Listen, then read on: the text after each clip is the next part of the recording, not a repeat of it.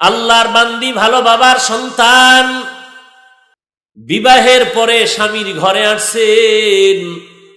দীর্ঘদিন স্বামীর ঘরে থাকার পর একদিন ডেকে বলেন, ও স্বামী আমার, তুমি আমাকে কি পরিমাণ মোহাব্বত করো? স্বামী ডাক দিয়া বলে, ও স্ত্রী, কেমনে বুঝাই তোমাকে কি পরিমাণ মোহাব্বত করি? এক কথায় জানায় দিলাম, তুমি আমার জীবনের সবকিছু, তুমি ছাড়া আমার কেউ নাই, তুমি আমার সব। আল্লাহর বান্দি স্ত্রী ডেকে বলেন, স্বামী আমার, আমি যদি তোমার সব হই তো আমার জীবনের কোনো মনের আশা পূরণ করবানি? বলে, হ্যাঁ করব।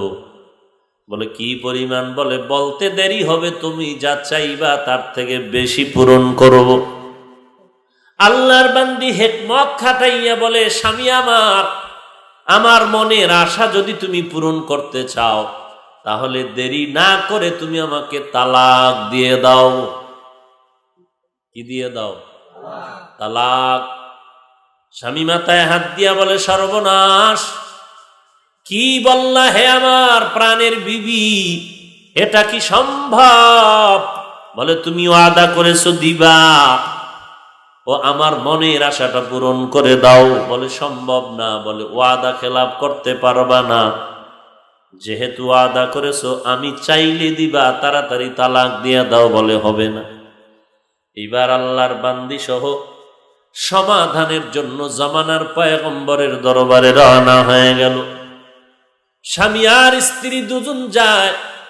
পথি মধ্যে হঠাৎ স্বামী রাস্তায় আছাড় খেয়ে পড়ে হোঁচট খেয়ে তার পা ভেঙ্গে যায়। চিল্লায় কান্না করে, আমাকে বাঁচাও, বাঁচাও। চোখের পানি পড়া আর রক্ত প্রবাহিত হওয়া শুরু হয়ে গেল। একটু পা ফেটে গেল।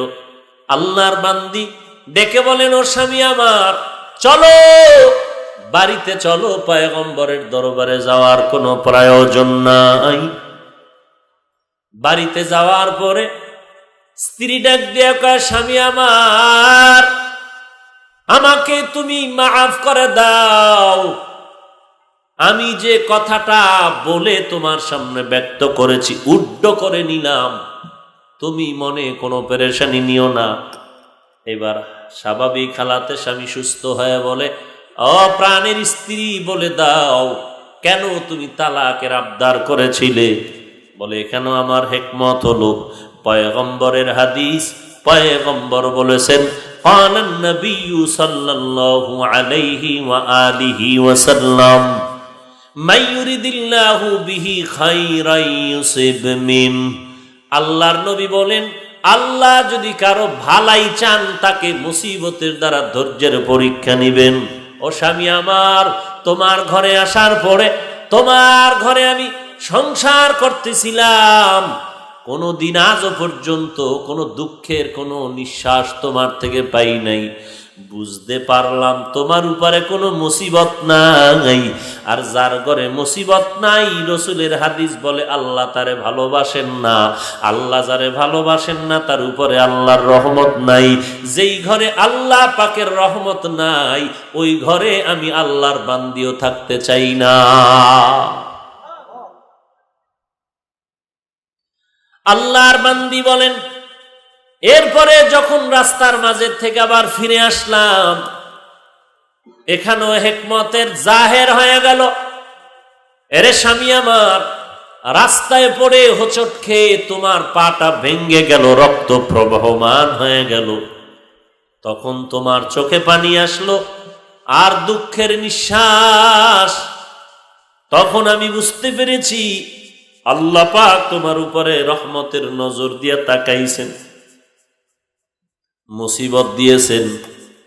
নবীর হাদিস মতে আল্লাহ যার কল্যাণ চান তাকে মুসিবত দেন। যেহেতু আল্লাহ তোমাকে মুসিবত দিয়েছেন, কল্যাণ চেয়েছেন, রহমত চলে আসছে, এখন রহমত আছে, আমিও তোমার ঘরে আছি।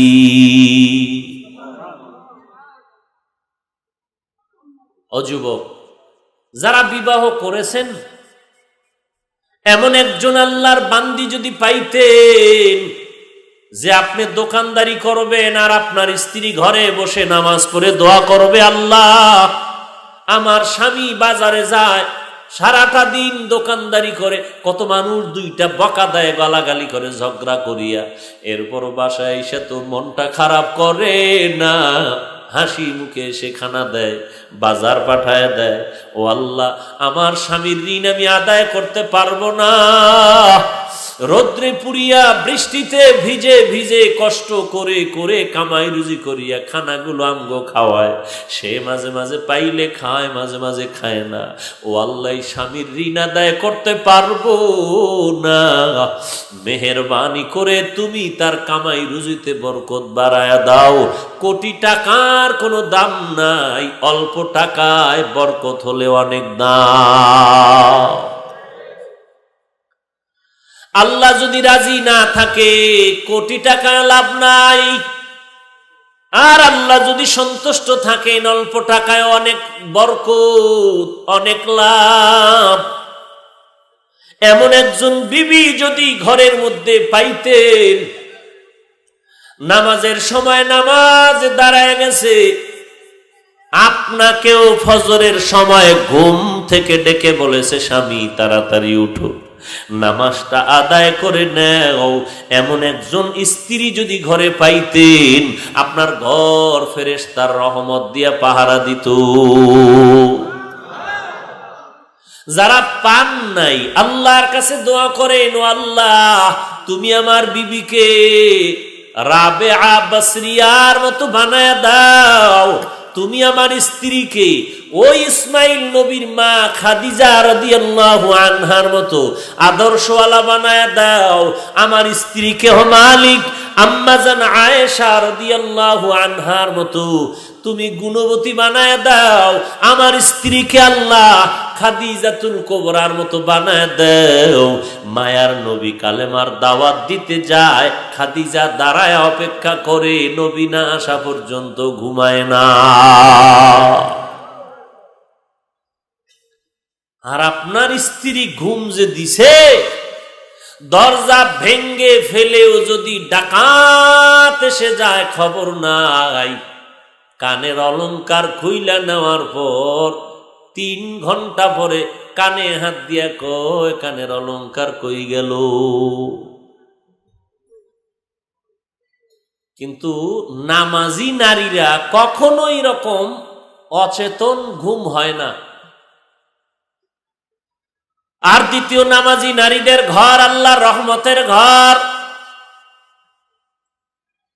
এরে নবীর আশিক যারা বিবাহ করেন না, আল্লাহর কাছে বারবার দোয়া করবেন, হে মালিক এমন একজন স্ত্রী তুমি আমার কপালে মিলাইয়া দাও, কিছু পাই আর না পাই, অন্তত যেন আমার স্ত্রীর চরিত্রটা ভালো পাই, কোরআনওয়ালা পাই, ওর মা যেন ভালো পাই। কারণ যেই গাভীর দুধ বেশি হয়, ওর বাচ্চাটারও দুধ বেশি হবে। মা যদি ভালো হয়, সন্তান ভালো হবে। এরে যুবক, যার হালাতের উপরে সে আছেন, আর একজন আর পেট ব্যথায় কান্না করে, আপনি তো বুঝেন না কাঁদে কেন, বলে পেট ব্যথা, কয় পেট ব্যথার জন্য কি এত কাঁদেনি? কিন্তু নিজের যখন হয় তখন টের পাওয়া যায়। ও যুবক ভাই, সেদিনও 2টা যুবক মাদ্রাসায় আসলো, লোকজন পাশে বসা, কয় হুজুর একটু একান্ত ভাবে কথা বলবো। আমি বললাম কোথার থেকে আসছেন? বলে অমুক জায়গা থেকে। এরপরে কি হালাত? বলে সবার সামনে বলা যাবে না, একটু সুযোগ দেন, একা একা কথা বলবো। আমি বিদেশে থাকতাম, কিছুদিন পর আবার চলে যাব, কুমিল্লা জেলার অমুক থানায় আমার বাড়ি। আমি লোকজনকে একটু বাহিরে রেখে কথা বলতে শুরু করলো। আল্লাহর বান্দা হাউ মাউ করে কান্না, ফ্যামিলি নিয়ে বড় ঝামেলা। এমন বউ বিয়া করছি, নিজের আপন মা বাবারে গালাগালি ছাড়া কথা বলে না। মা বাবা বৃদ্ধা হয়ে গেছে, বুড়া হয়ে গেছে, আমরা বাহিরে থাকি, টাকা পাঠাই, মায়ের মুখে 2 লোকমা খানা দেওয়ার কোনো লোক নাই। অথচ বিবাহ করলাম, আমার ভাইও বিবাহ করেছে, একটা কথাও শুনতে রাজি না। কি বিপদ! আমার মা আমার হাত ধরে কান্না করে, বাবা কপালে বুঝি আর শান্তি দেখে যেতে পারবো না। কয় হুজুর মনটা চায় বাহিরে যাওয়ার আগে যদি মা বাবায় মরে যাইতো, জানাজাটা পড়াইয়া দিয়ে যাইতাম, কলিজা ঠান্ডা হইতো। কারণ মা বাবায় যেই পরিমাণ কান্না করেছে দেখিয়া সহ্য করা যায় না রে হুজুর। ফ্যামিলি নিয়ে বড় ঝামেলায় পড়ে আছি। ও যুবক, টাকার বাহাদুরি দিয়া কোনো লাভ নাই। একজন ভালো নেককারিনী স্ত্রী যদি ঘরে রাখতে পারো, এটাই তোমার জীবনের শান্তি, না খায়া থাকলেও শান্তি। এরে নবীর উম্মতের দল, আল্লাহর বান্দি, আল্লাহর খাস একজন ইবাদত গুজার বান্দি। এই জন্য দোয়া করা দরকার। আল্লাহ বলেন আমার কাছে চাইতে দেরি পাইতে দেরি হবে না। যারা বিবাহ করেছেন আল্লাহর কাছে দোয়া করেন, হে আল্লাহ নেককারিনী স্ত্রী বানায় দাও। আল্লাহ পাক দিলটাকে ঘুরাইয়া দিতে সময় লাগে না। কত আল্লাহর বান্দা ইসা শুকর আদায় করে আর দোয়া নেয়, বলে হুজুর আমার স্ত্রী জীবনেও নামাজ পড়তো না, এখন আলেম ওলামাদের বয়ান শুনে এক ওয়াক্ত নামাজও বাদ দেয় না। আছে না নাই? তাহলে আপনিও আল্লাহর কাছে বলেন। আল্লাহর বান্দা যুবক সন্তান, জীবনে এমন কোন গুনাহ নাই করে নাই, গুনাহ করে করে পাহাড় সমপরিমাণ গুনাহ করেছে, লজ্জায় মাথা গোজার ঠাই পায় না। আল্লাহর বান্দা চিন্তায় পড়ে গেল, এই গুনার বোঝা নিয়ে কবরে যেতে চাই না, বদনাম, এলাকার সবাই আমাকে খারাপ বলে, দূরের থেকে বরদোয়া করে, না জানি মরিয়া গেলে এলাকার মানুষ খুশি হয়ে যাবে। অযুবক, একটু চিন্তা কর, রক্তের গরমে অনেক কিছু করতেছো, মনে করতেছো তোর বাহাদুরি বাড়তেছে। ও বাবা, বাংলাদেশের জমিনের মধ্যে তাকায় দেখ, অন্যায় করেছে 1 মাস আগে কিন্তু ধরা তো পড়িয়াই গেল, বাঁচতে তো পারলো না। তুই একজনকে হত্যা করলি, বাঁচতে তো পারলি না, 1 বছর পরে হলেও তো তোর ফাঁসির হুকুম এসে গেল। এইগুলো দেখার পরেও কেন অন্যায়গুলো করো, আর একজনের ইজ্জত নষ্ট কেন করো রে বাবা? রক্তের গরম দেখাইয়া বাহাদুরি করিস না। যদি করো, এই মুরব্বীদের বরদোয়া নিয়া দুনিয়ায় সম্মান পাবি না, আর ওই অন্ধকার কবরে তোর কবর হবে জাহান্নামের আগুন।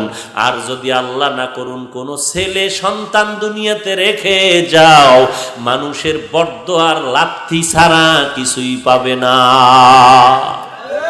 সবাই বলবে ওই যে এক চরিত্রহীন ডাকাতের ছেলে। যুবক, গুনাহ তো করছেই, হঠাৎ করে দিলটা নরম হয়ে গেছে, আয় হায় নিজে অপরাধ করছি, মরে যাব, যাক এক ঝামেলা শেষ। কিন্তু আমার ছেলে মেয়ে এই পাপের বোঝা বহন করতে হবে, সবাই বরদোয়া দিবে আর গালাগালি করবে, না এমন পাপের বোঝা নিয়ে আর বাঁচতে চাই না। সন্তানদের ঘাড়ের উপরে পাপের বোঝাও দিতে চাই না। রেডি হয়ে গেল বান্দা তওবা করার জন্য। তওবা কেমনে করবে?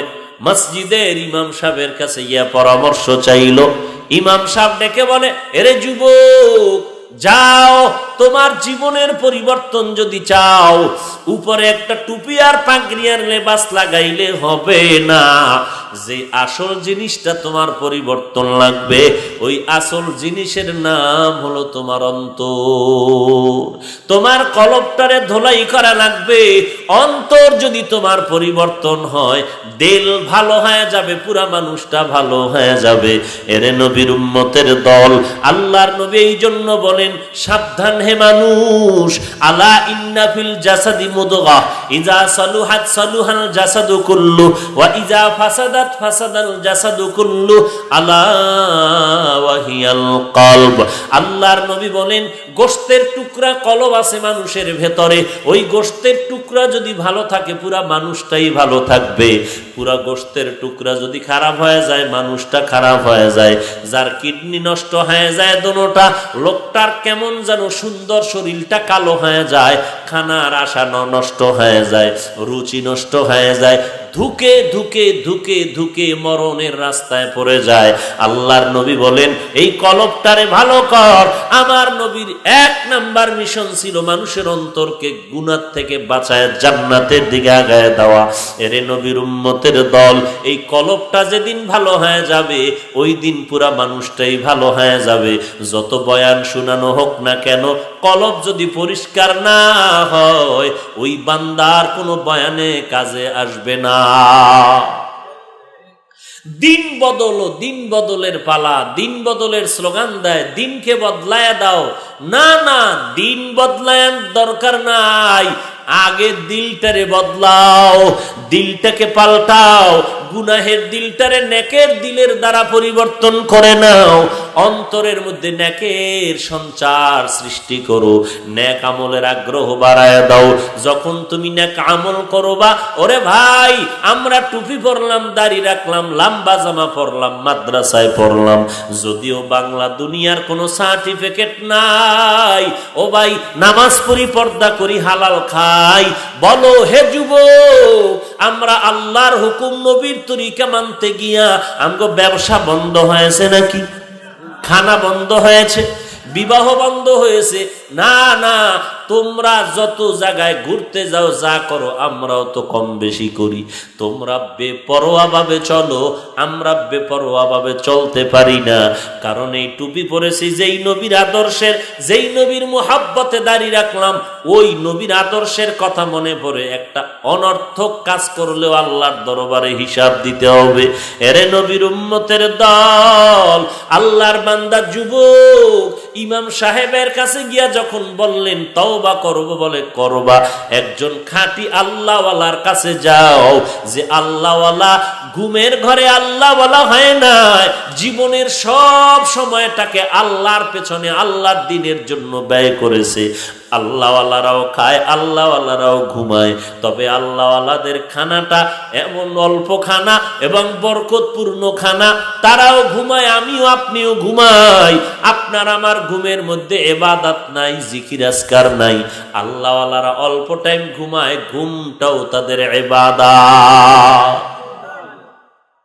ঘুমটাও তাদের ইবাদত। এই রকম একজন আল্লাহওয়ালার কাছে যাও। এখন তো এক শ্রেণীর মুসলমান নামদারি বের হয়েছে, উম্মতেরা যেন আল্লাহওয়ালার কাছে যেতে না পারে এই মিশনে নেমেছে। এরা কথায় কথায় বলে আল্লাহওয়ালা দরকার নাই, কোরআন হাদিস মানো।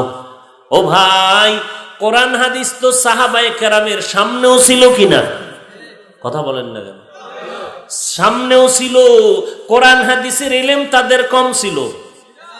বলেন না কেন? কোরআন হাদিসের জ্ঞান কি সাহাবায়ে কেরামের কম ছিল? আমল কম ছিল? ইবাদত কম ছিল? তাহলে সাহাবায়ে কেরাম কোরআন হাদিস থাকার পরেও কেন তারা নবীর কথা মতো চললেন? নবীকে দেখে দেখে নামাজ শিখলেন, আবার সাহাবায়ে কেরামদের দেখে তাবিঈনরা তাদের আমল শিখলেন। কোরআন হাদিস হাতে থাকার পরে, জানার পরও, বুঝার পরও তাবিঈনরা সাহাবাদেরকে দেখে আমল করে, আবার তাবিঈনদেরকে দেখে তাবিঈনরা আমল করে।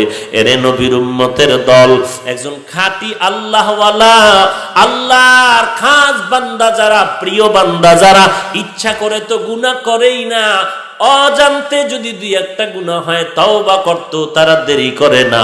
এমন একজন আল্লাহওয়ালা এর কাছে যাও, তারপরে তার থেকে তুমি তওবা শিখে নাও, তওবা করে তোমার অন্তরটারে ধোলাই করে নাও, ইনশাআল্লাহ তোমার কপাল খুলে যাবে। এরে নবীর উম্মত, কারণ আল্লাহওয়ালার চোখের নজরের মধ্যেও অনেক বরকত। একটা গাঞ্জাখোর নারিকেল গাছের দিকে তাকায় কি জানি দোয়া পড়ছে, সাথে সাথে গাছের মধ্যে গজব শুরু হয়ে গেছে। এক গ্লাস পানি নিয়ে কয়, হুজুর একটু পানি দেন, কি সমস্যা? বলে, নারিকেল গাছে নারিকেল হয় না, আম গাছে আম হয় না, গরুতে দুধ দেয় না। সমস্যা কি? বলে, গাঞ্জা করে তাকায়া কি জানি দেখলাম, ঠোঁট নাড়ায় দোয়া বলল, দুধ বন্ধ হয়ে গেল। এটার সিস্টেম কি কি হইল? কয়, এটারে মুখ দোষ কয়, বদনজর কয়। কি কয়? কার বদনজর? পীর সাহেবের, ইমাম সাহেবের, কার? একজন গাঞ্জাখোরের চোখের নজরে যদি গাছের ফল নষ্ট হয়, একজন গাঞ্জাখোরের চোখের বদনজরে যদি গাভীর দুধ নষ্ট হতে পারে, একজন খাঁটি আল্লাহওয়ালার নেক নজরে কেন একটা মানুষের মধ্যে অ্যাকশন হবে না? ওইটা বুঝে, এটা বুঝে না। ওইটা বুঝতেছে, এটা বুঝতেই চায় না। আল্লাহ সব ভাইকে সহি বুঝ দান করে। এবার যুবক বলল, আল্লাহওয়ালা বলতে কে? কার কাছে যাব? ইমাম সাহেব বলেন, এর যুবক ভাই, অমুক এলাকা একজন আল্লাহর ওলি আছে, যাও, তার নাম আবুল হাসান। আবুল হাসান নামের ওলিয়ে কামেলের কাছে যাও। হাকিমুল উম্মত মুজাদ্দিদুল মিল্লাত শাহ আশরাফ আলী থানবী রহমাতুল্লাহ আলাইহি ইলাজে কিবির নামে কিতাবের মধ্যে ঘটনা লেখেন। ওই ইমাম পরামর্শ দিয়া বলে, অমুক এলাকার মধ্যে একজন ওলিয়ে কামেল আবুল হাসান নামের ব্যক্তি, তার কাছে যাও। যুবক নিজের জীবনের পরিবর্তনের জন্য আল্লাহর ওলির মজলিসে রওয়ানা, আল্লাহওয়ালাদের মজলিসে যায়। এবার বান্দা পুরা তওবা করার নিয়তে রওয়ানা। এরে নবীর উম্মত, হাদিস শরীফে নবী বলেন, কোন উম্মত যদি একটা নেক কাজের নিয়ত করে, কাজটা করার কাছে এখনো যায় না, শুধু নিয়ত করছে ওয়াজে যাব, দোয়ার মাহফিলে যাব, নিয়তটা করা মাত্রই একটা নেক আল্লাহ আমলনামায় লিখে দেয়। আর বান্দা যখন ওই নেক কাজের নিয়ত করিয়া কাজটা করে, আল্লাহর নবী বলেন, উম্মতের দল ওই বান্দাকে আল্লাহ রব্বুল আলামিন নেক দেওয়া শুরু করেন, 700 পর্যন্ত নেক লেখা হয়। 10 থেকে 700 পর্যন্ত নেক আল্লাহ তাকে দান করেন। পক্ষান্তরে গুনার ক্ষেত্রে আল্লাহ দয়াময়, গুনার নিয়ত করছে, কোনো গুনাহ লেখা হবে না। বরং নিয়ত করে যদি কয় সিনেমায় যামু, কিছুক্ষণ পর কয় দূর ভাল লাগে না, যাব না, ফেরেশতারা একটা নেক লিখে দেয়। আর যদি যাইয়েই পড়ে আর সিনেমা দেখিয়েই ফেলে, ফেরেশতাদের মাধ্যমে আল্লাহ একটা গুনাহ লেখায়। আর ওই নেক কাজ করলে 10 থেকে কত 700 নেকি আল্লাহ দান করেন, আরো বেশি। এরে যুবক আল্লাহর গোলাম, এই যুবক এখন হাসানের দরবারে রওয়ানা। হেঁটে হেঁটে হেঁটে হেঁটে হেঁটে হেঁটে ঠিকানা জেনে জেনে ওই জায়গায় গিয়া যখন উপস্থিত হয়ে গেল, খবর নিয়ে আল্লাহর ওলি আবুল হাসানের বাড়ির দরজায় দাঁড়ায়, সালাম দিয়ে আওয়াজ দেয়, ঘরে কে আছেন একটু আওয়াজ দেন, আমি আগন্তুক এক যুবক আপনার সাথে মোলাকাতের জন্য হাজির হয়েছে। কোনো আওয়াজ নাই। যুবক আবার আওয়াজ দিলেন, জবাব নাই। তৃতীয়বার আওয়াজ দেওয়ার পরে মহিলাদের একটা কণ্ঠ ভেসে আসলো। মহিলা ডাক দিয়ে কয়, কে তুমি? বলে, আমি বহু দূর থেকে এক যুবক এসেছি আল্লাহর ওলি আবুল হাসানের সাথে মোলাকাতের জন্য। কেন? বলে, তার হাতে বায়াত গ্রহণ করে আমি তওবা করব। মহিলা বাজে মন্তব্য করলেন আর বললেন, আর কি মানুষ নাই? এই বেচারার কাছে কেন আসছো? এই ব্যক্তি থেকে ভেগে যাও, এ বেশি ভালো মানুষ না। আরো খারাপ কথা বলার পর যুবকের মনে আঘাত লাগলো, কষ্ট পেল, মনের দুঃখ নিয়ে বিদায় নেয়। কিছু দূর যাওয়ার পরে কয়েকজন আল্লাহর বান্দা কয়, দেখা হয়েছে? বলে, হয় নাই। বলে, কেন? বলে, ঘরের মধ্যে নাই। আর তার ঘরের মহিলার ব্যবহার এত খারাপ, আমার মন নষ্ট হয়ে গেছে। লোকেরা বলে, যুবক একটু দাঁড়াও, আবুল হাসানের মতো একজন ভালো আল্লাহওয়ালা হতে পারে না, অন্তত তুমি কিছু করো আর না করো চেহারাটা দেখা যাও। সে একজন ভালো মানুষ, তার চেহারা দেখে যাও। বলে, তারে কই পাই? গরিব মানুষ তো, জঙ্গলে গিয়া কাঠ কেটে বাজারে বিক্রি করে তারপরে সংসার চালায়। এগুলো আল্লাহওয়ালা। হ্যাঁ, আর আমাদের আল্লাহওয়ালা আউযুবিল্লাহ পারে না, বিসমিল্লাহ পারে না, কোরআন পারে না, মুরিদের সামনে দাঁড়ায় 2 রাকাত নামাজের ইমামতি পারে না। মুজাদ্দিদে জামান আসেনি? বিশ্ববরেণ্য অলিকুল শিরোমণি। ও আল্লাহর বান্দা, শুধু তাই না, এই আল্লাহর অলি দরবার স্বর্ণের মুকুট বানায় রাখছে, বিল্ডিং এর অভাব নাই। কেমন করে বানাইছি?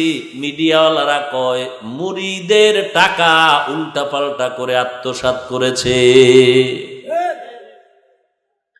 ভাইরা আমার, এদের বেলায় কেউ জবান খুলে না, কিছু কয় না।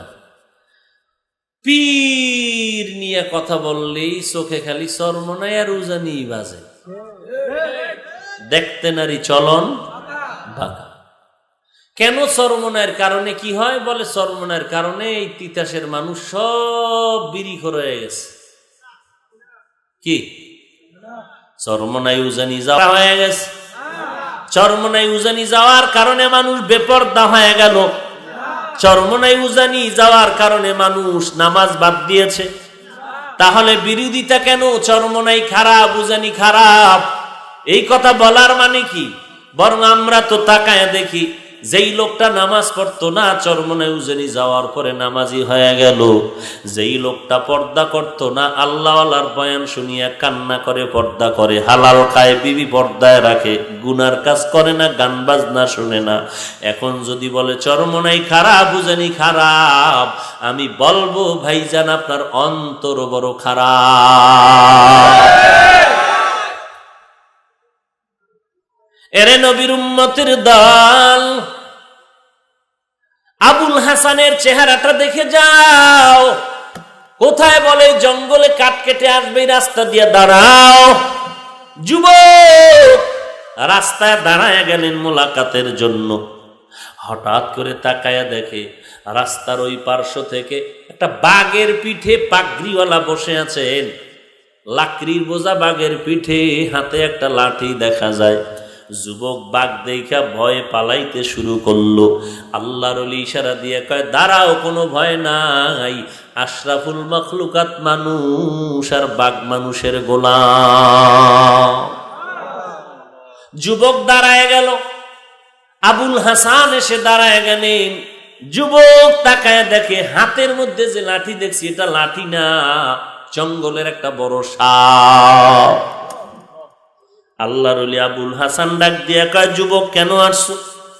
যুবক ডাক দিয়া কয়, হযরত কেন আসছি পরে বলবো, ঘরের বউয়ের ব্যবহার খারাপ। কেন? আসছিলাম বড় আশা করে, মনটা খারাপ হয়ে গেল। আপনি এত বড় ওলি শুনলাম, অথচ স্ত্রী এত খারাপ কেন? আল্লাহর ওলি আবুল হাসান ডাক দিয়া কয়, এই যুবক, আমার স্ত্রীর ব্যবহার খারাপ তুমি কয় বছর শুনছো? বলে 1 বছরও না। কয়দিন? বলে 1 দিনও না। কয় মিনিট? বলে মাত্র 1 মিনিট। কয় 1 মিনিট শুনিয়েই তোমার মাথা গরম? আর আমি আবুল হাসান 1 দিন আর 2 দিন না, আমার জীবন যৌবনে স্ত্রী নিয়ে শেষ করলাম। এত কিছু শোনার পরও একদিনও মন খারাপ করি নাই, বরদোয়াও করি নাই।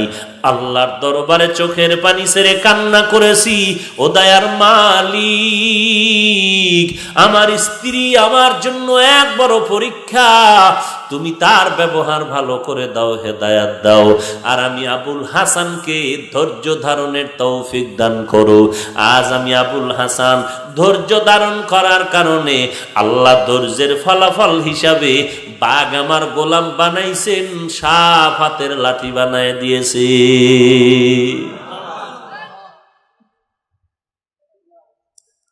একটু নুন বেশি হইলেই চান্দি গরম।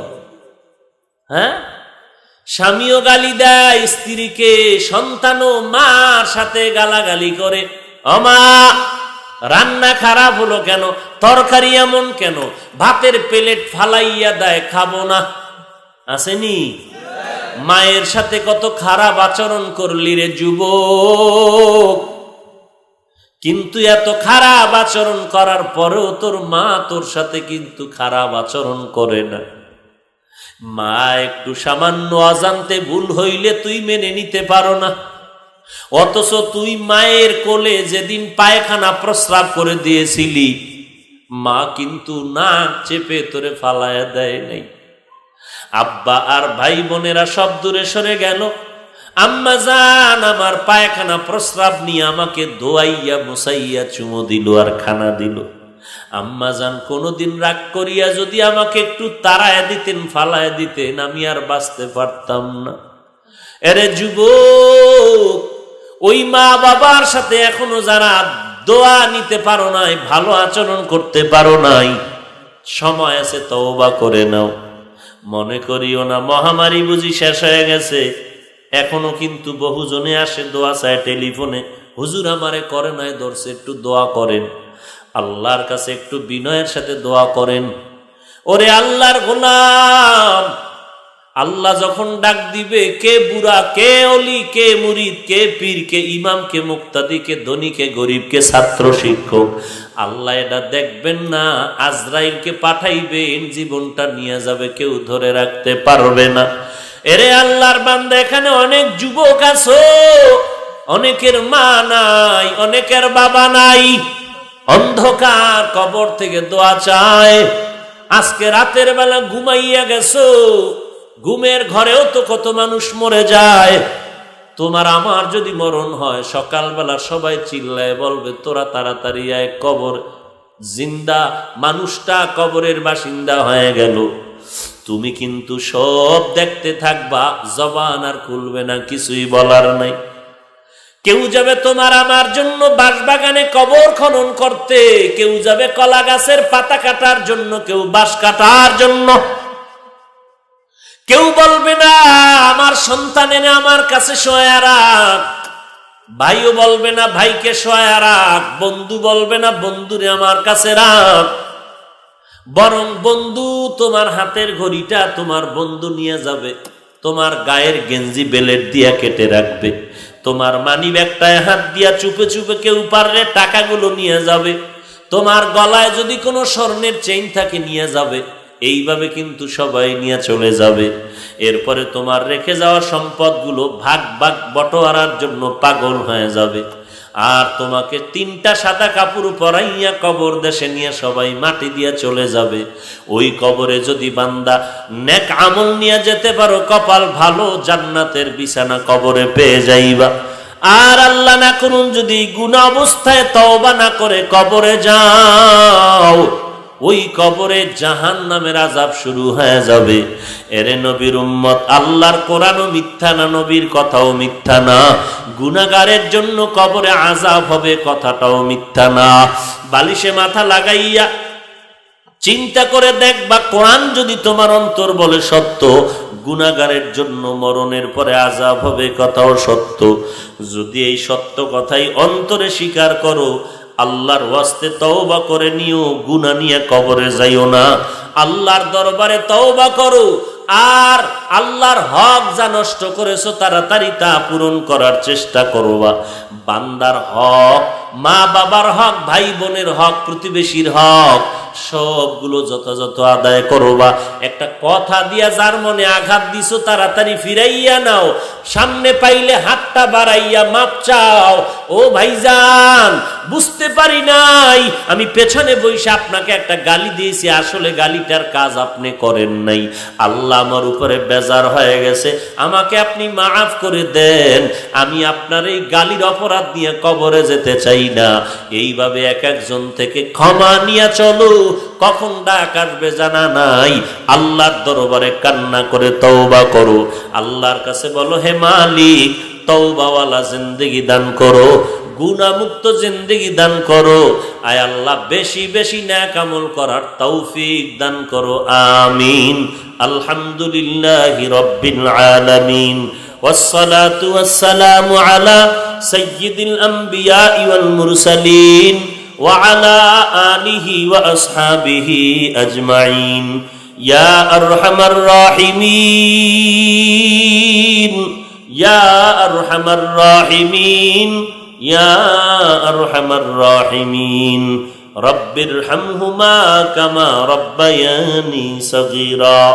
আল্লাহুম্মা ইন্না নাউযু বিকা মিনাল বারাসি ওয়াল জুনুনি ওয়াল জুযামি ওয়া মিন সাইয়্যিল আসকাম। আল্লাহুম্মা ইন্না নাউযু বিকা মিনাল বারাসি ওয়াল জুনুনি ওয়াল জুযামি ওয়া মিন সাইয়্যিল আসকাম। আল্লাহুম্মা ইন্না নাউযু বিকা মিনাল বারাসি ওয়াল জুনুনি ওয়াল জুযামি ওয়া মিন সাইয়্যিল আসকাম। ও দয়ার মালিক, সারা দুনিয়ার মানুষের চোখে পানি, হাহাকার। দোকানওয়ালার দোকানে ব্যবসা নাই, চাকরি নাই, কামাই রুজি নাই রে আল্লাহ। কত মানুষ কত মুসিবতে পড়িয়া আপনার দিকে তাকাইছে রে আল্লাহ। গুনাহের কারণেই তো আজ আমরা এই অশান্তিতে ভুগতেছি। আজ আপনার দরজায় হাত তুলেছি, আর গুনাহ করব না। শয়তানের ধোকায় পড়ে গুনাহ করেছি, নফসের ধোকায় পড়ে গুনাহ করেছি। আয় আল্লাহ, আজ আমার গুনাহের কারণে আমার মা কষ্ট পায়, আমার বাবায় কষ্ট পায়। আমার গুনাহের কারণে আমার সন্তান কষ্ট পায়, আমার স্ত্রী, আমার পরিবার, আমার প্রতিবেশী, আমার ঘরের মানুষ কষ্ট পায়।